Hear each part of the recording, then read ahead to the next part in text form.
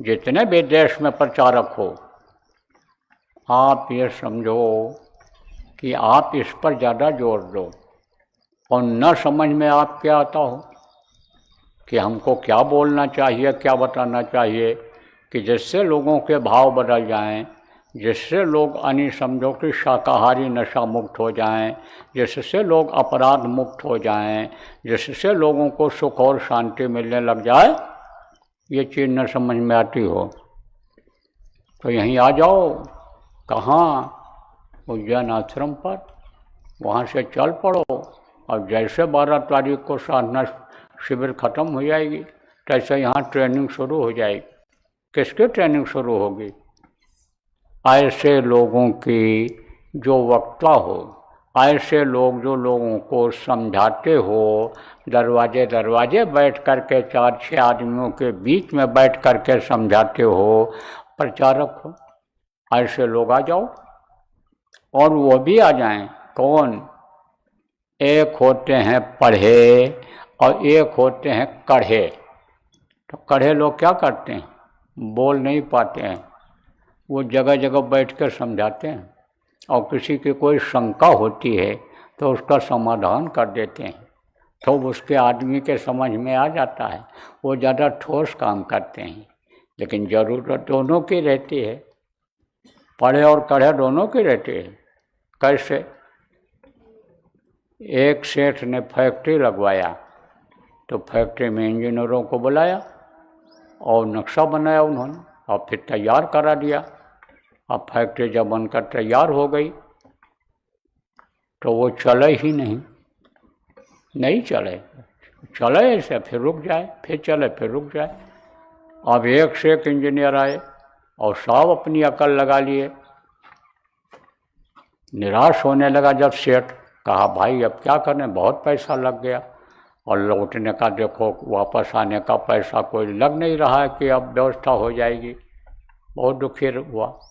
तो एक आदमी ने कहा कि साहब यहाँ एक लोहार रहता है, वो बड़ा अनुभव वाला है, बड़ा दिमागी है, कोई भी चीज़ उसको जब देखता है तब वो ये नहीं देखता कि अच्छा बना है कि खराब बना है कि क्या है, उसको वो ज़रूर देखता है कि अब बना कैसे है और उसको बनाने की कोशिश करता है और बना ले जाता है। तो उसको बुला लिया जाए। तो मैनेजर ने कहा उसको क्या बुलाओगे, बड़े बड़े इंजीनियर हार गए, वो क्या करेगा यहाँ। अब जिसका पैसा लगा था उसको डर था। सेठ ने कहा बुला लो, फीस दे देना उसको, बुला लो भाई, कैसे भी फैक्ट्री चल जाए।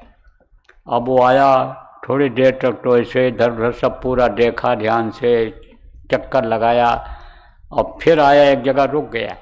अब चक्का हिला के ऐसे देखा तो वो एक जो नट था, नट है जहाँ ऐसे सुराख करते हैं, कसते हैं, वही थोड़ा सा उभरा हुआ था, निकला हुआ था।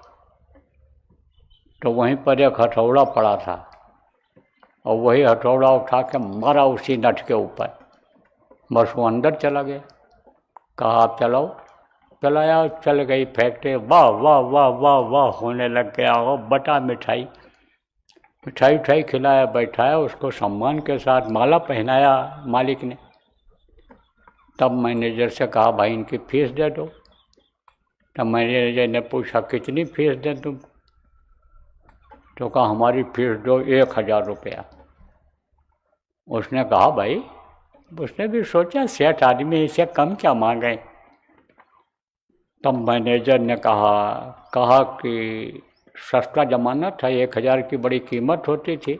1000 जिसके पास रहता था उसको लोग हजारा कहते थे, लाख रुपये होता था उसको लखों कहते थे। तो अब आप ये समझो 1000 की बड़ी कीमत थी।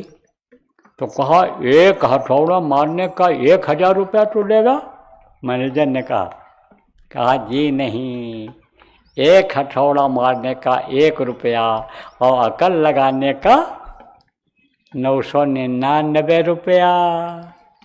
अनुभव जो हमको हुआ उसका लूँगा पैसा। तो उसको कढ़ा कहते हैं। तो कढ़ा और पढ़ा दोनों की ज़रूरत है। तो कढ़ा लोगों से ज़्यादा काम हो रहा है, भाषणबाजी करने वालों से काम कम हो रहा है। अब भाषण देने वालों की भी ज़रूरत है, क्योंकि मान लो 10 आदमी हैं और 100 आदमियों को समझाना है तो वो कहाँ तक एक दिन में समझा पाएंगे। और 1 घंटे में अगर आप इकट्ठा कर दिया और वो समझा दिया आप पढ़े लिखे लोग, तो उनके समझ में आ जाएगा। तो पढ़े लिखे लोगों की भी ज़रूरत है।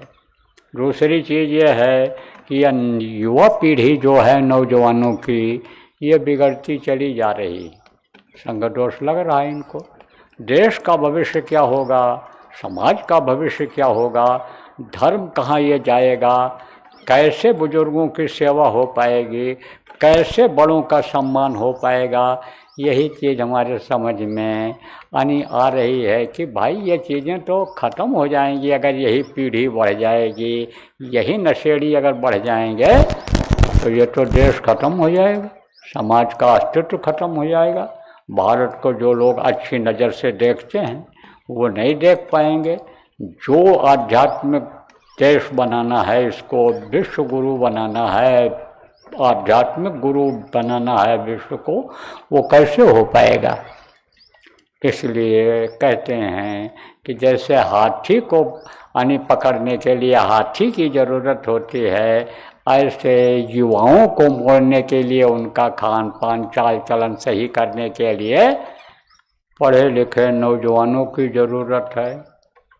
तो पढ़े लिखे नौजवान लोग जो हो और वक्ता बनना चाहते हो, सीखना चाहते हो, तो चल पड़ो और आ जाओ उज्जैन। 5 दिन 10 दिन का कैंप यहाँ लगेगा और उस कैंप में आप बैठो और सीखो। आपको बताया जाएगा कि किस तरह प्रचार करना है, किस तरह से लोगों को बताना समझाना है, ये सब बताया जाएगा आपको वहाँ पर। तो चल पड़ो, आ जाओ आप लोग। आह्वान किया जा रहा है आपका, ऐसे लोगों का। आप वक्ता बनना चाहते हो, आप अपने गांव में, अपने शहर में, अपने कस्बे में, ज़िला में, ज़िला से बाहर प्रांत में, प्रांत से बाहर दूसरे प्रांत में, दूसरे प्रांत से दूसरे देश में जाना चाहते हो, तो विदेशों में भी अपनी बहुत संगत हो गई, वहाँ भी मांग है। प्रचार प्रसार वो लोग भी चाहते हैं, क्योंकि उनके पास समय नहीं है। एक एक मिनट का विदेशों में पैसा मिलता है कमाई का, और कमाई अगर वो न करें तो खर्चा बहुत है, इसलिए वो बेचारे समय कम निकाल पाते हैं। तो विदेशों में भी ज़रूरत है। अब जो जिस लायक होगा उसको वहाँ भेजा जाएगा, उससे कराया जाएगा।